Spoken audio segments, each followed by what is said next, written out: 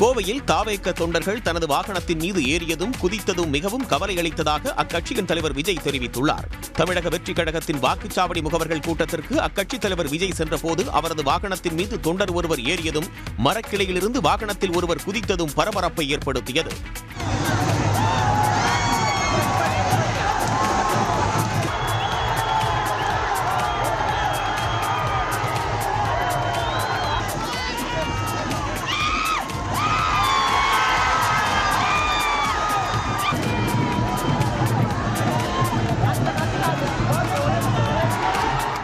இது தொடர்பாக விஜய் வெளியிட்டிருக்கும் அறிக்கையில் தொண்டர்கள் கட்சி தலைமையின் வாகனங்களை இருசக்கர வாகனங்களில் தலைக்கவசமின்றி வேகமாக பின்தொடர்வது கவலை அளிப்பதாக கூறியுள்ளார்.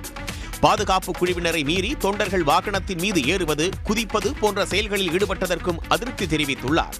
இனி இதுபோன்ற செயல்களில் யாரும் ஈடுபட வேண்டாம் என்றும் அவர் கேட்டுக் கொண்டுள்ளார். நமது அரசியலில் கடமை, கண்ணியம், கட்டுப்பாட்டுடன் சுய ஒழுக்கமும் 100% சமரசமற்றதாக இருக்க வேண்டும் என்று விஜய் வலியுறுத்தியுள்ளார்.